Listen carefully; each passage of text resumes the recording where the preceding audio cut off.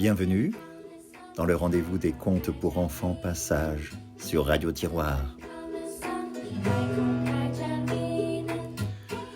Nous arrivons presque à la fin de la semaine du petit elfe Ole Ferme-l'œil. Chaque soir, il vint auprès du petit Hjalmar pour raconter des histoires. Et ce samedi soir, le petit Hjalmar demande à Ole Ferme-l'œil: Dis, Ole, vas-tu me raconter des histoires maintenant ?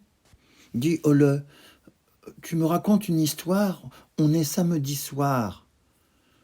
Nous n'avons pas le temps ce soir, dit Ole Ferme-l'œil. Et Ole Ferme-l'œil ouvre au-dessus du petit garçon son plus beau parapluie. Regarde ces Chinois. Et tout le parapluie ressemblait à une grande coupe chinoise ornée d'armes bleues et de ponts arqués sur lesquels des petits Chinois hochaient la tête. « Il faut encore que le monde entier soit astiqué pour demain, » dit Ole Ferme-l'œil, « car demain, c'est dimanche. Mon plus grand travail sera de descendre toutes les étoiles pour les astiquer aussi. Je les prends toutes dans mon tablier, mais il faut d'abord les numéroter et mettre le même chiffre dans les trous où elles sont fixées là-haut, afin de les remettre à la bonne place.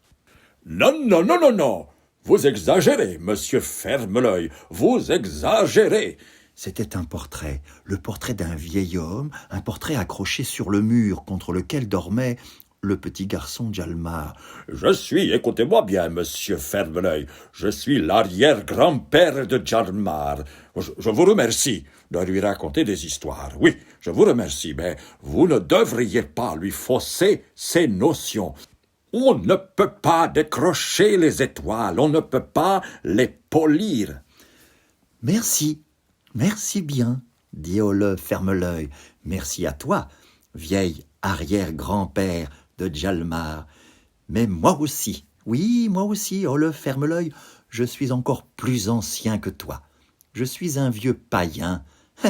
Les Romains et les Grecs m'appelaient le dieu des rêves. Oui, monsieur l'arrière-grand-père, j'ai toujours fréquenté les plus nobles maisons, et j'y vais encore. Je sais parler aux petits et aux grands. Eh bien, arrière-grand-père, tu n'as qu'à raconter à ton idée maintenant. Et Ole Ferme-l'œil partit là-dessus en emportant son parapluie. Ah voilà, pas vraiment d'histoire ce samedi soir. Mais le dimanche, Ole Ferme-l'œil revint s'asseoir sur le lit de Hjalmar. « Bonsoir !» Hjalmar le salua. Puis il se leva et retourna contre le mur le portrait de l'arrière-grand-père, afin qu'il ne prît pas part à la conversation comme la veille. « Alors, dis, Ole Ferme-l'œil, tu vas me raconter des histoires alors, Tu vas me raconter celle des 5 pois verts qui habitaient la même cosse ? Ou alors celle de l'os des coqs qui faisait la cour à l'os de poule ? Ou encore celle de l'aiguille à repriser, si fière d'elle-même qu'elle se figurait être une aiguille à coudre ? Laquelle vas-tu me raconter ? Dis, Ole Ferme-l'œil, dis, quelle histoire vas-tu me raconter ?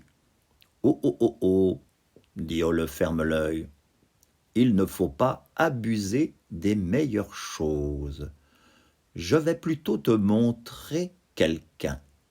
Je vais te montrer mon frère. Il s'appelle aussi Ole Ferme-l'œil. Mais lui ne vient jamais plus d'une fois chez quelqu'un. Et quand il vient, il le prend avec lui sur son cheval, et il raconte, oh oui, il raconte, quelles histoires. Il n'en sait que 2. Une, si merveilleusement belle que personne au monde ne pourrait l'imaginer. Et une, si affreuse et si cruelle. Impossible de la décrire. Puis, Ole Ferme-l'œil éleva dans ses bras le petit Djalmar jusqu'à la fenêtre et il lui dit « Regarde, voilà mon frère, l'autre Ole Ferme-l'œil, qu'on appelle aussi la mort. Tu vois, il n'a pas du tout l'air méchant, comme dans les livres d'images, où il n'est qu'un squelette. Non, non, non, non, son costume est brodé d'argent, et c'est un bel uniforme de hussard. Une cape de velours noir flotte derrière lui sur le cheval, et il va au galop. » Djalmar vit comment Ole Ferme-l'œil galopait, en entraînant des jeunes et des vieux sur son cheval. Il en plaçait certains devant lui, d'autres derrière, mais toujours d'abord il demandait « Et comment est ton carnet de notes ?» Et tous répondaient « Excellent, excellent !»« Fais-moi voir ça !» disait-il, et il fallait lui montrer le carnet. Alors, ceux qui avaient « Très bien !» ou « Excellent !» ils venaient devant et ils entendaient une merveilleuse histoire. Ceux qui n'avaient que des passables ou médiocres, ils allaient derrière et ils entendaient l'histoire horrible. Tous tremblaient, tous pleuraient, ils voulaient sauter à bas du cheval, mais ils ne le pouvaient plus. Ils étaient enchaînés à l'animal. Le petit Djalmar riait. Mais la mort était un très gentil Ole Ferme-l'œil numéro 2. Moi, je n'en ai pas peur du tout. Ah ah, dit Ole Ferme-l'œil numéro 1. Il ne faut pas en avoir peur. Il faut seulement veiller à avoir un bon carnet de notes à l'école. Ça, c'est un bon enseignement. C'était le portrait de l'arrière-grand-père. Le petit Djalmar avait retourné le tableau, mais l'arrière-grand-père murmurait « Oui, ça c'est un très bon enseignement. Il est toujours utile de donner son avis. » Pour une fois, l'arrière-grand-père fut d'accord avec Ole Ferme-l'œil.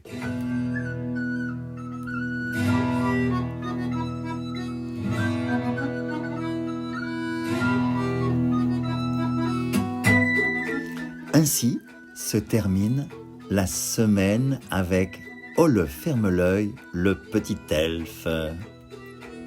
Hans Christian Andersen vous salue bien et vous dit à bientôt pour d'autres histoires sur Radio Tiroir.